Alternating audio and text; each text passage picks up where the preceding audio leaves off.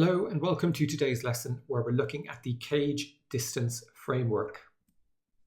Now, as your company grows, you may decide to expand internationally. Success in implementing an international expansion strategy starts with selecting the right country to enter. And the first step in doing this is usually to identify those markets with the greatest sales or greatest profit potential.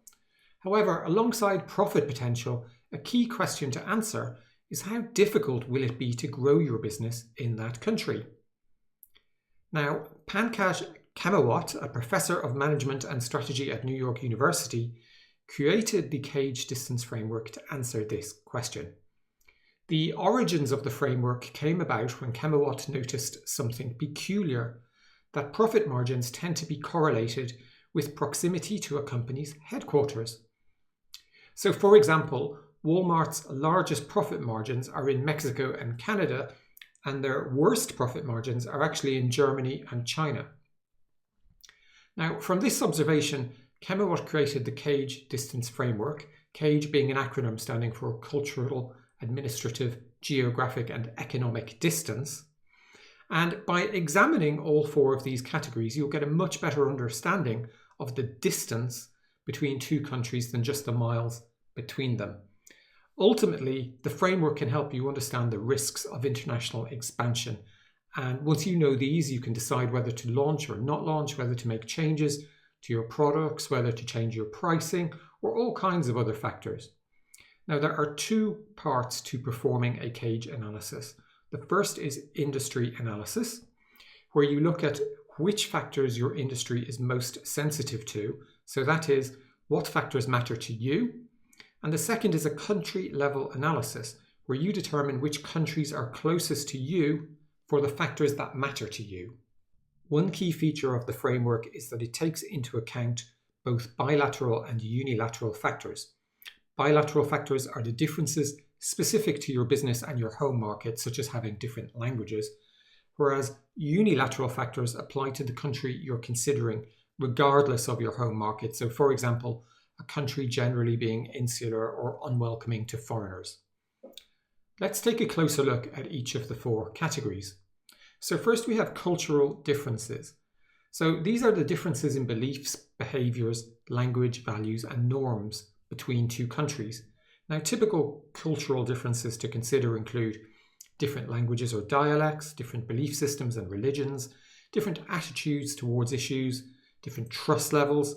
Are people culturally insular or are they more open? Are people traditional or modern, for example? Now, industries particularly impacted by cultural distance include products that have a high language content. So, for example, websites and movies. The food industry, so certain religions, for example, don't eat certain foods. And finally, the car industry. So in certain countries, people may believe bigger cars are better. In others, they may think smaller cars are better. Second, we have administrative distance. Now, these are the political and legal differences between two countries.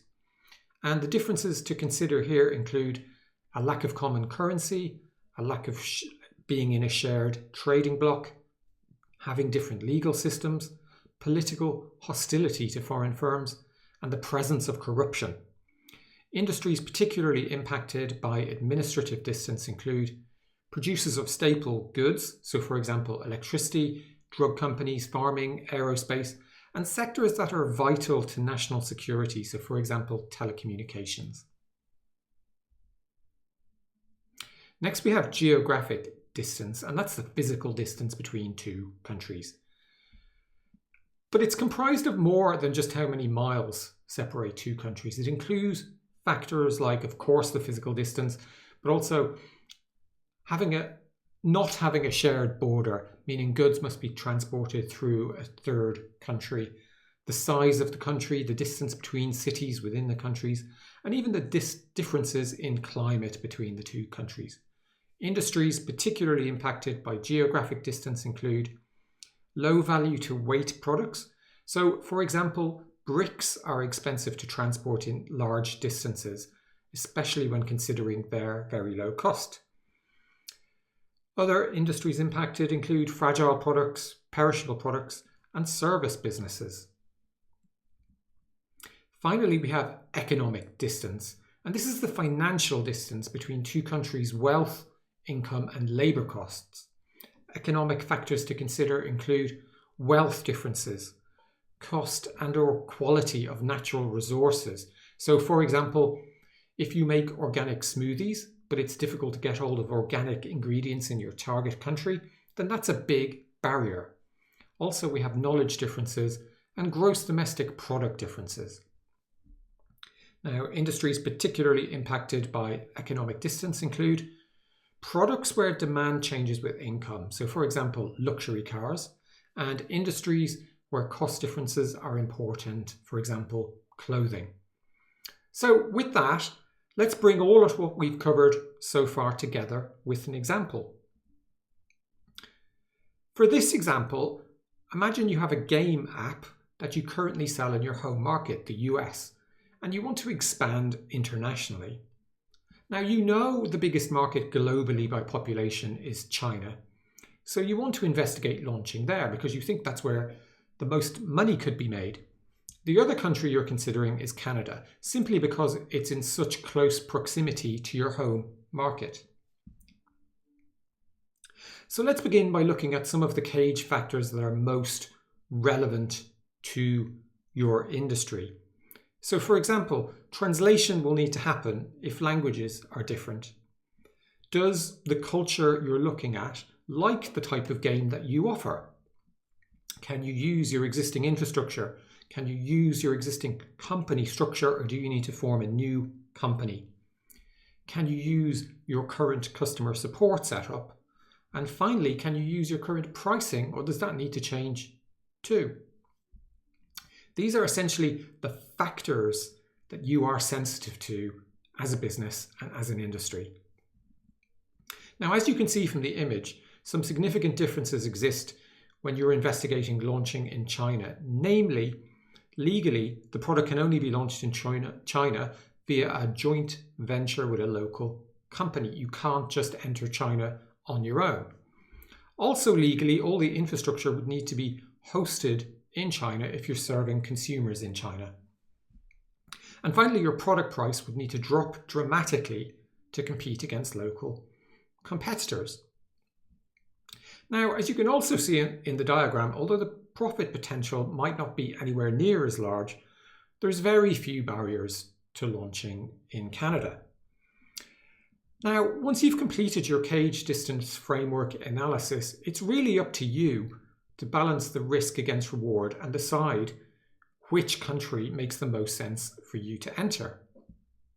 So there are several advantages and disadvantages associated with the model.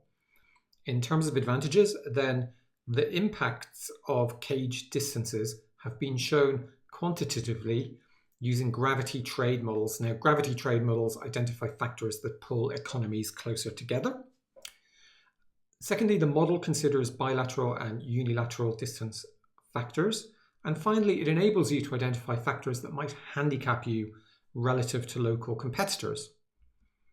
In terms of disadvantages, then the model focuses on barriers to international expansion, but it doesn't help you determine the size of the opportunity. Secondly, you'll have to do a lot of work or a lot of research to gain an accurate picture of the country you wish to enter.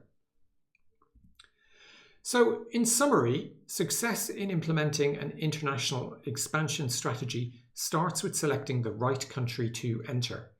The cage distance framework is a model that can take some of the guesswork out of deciding which country to expand into. It helps you understand the frictions that exist between your home country and the country you want to expand into. So that's it for this lesson. Really hope you enjoyed it, and I look forward to speaking to you again soon.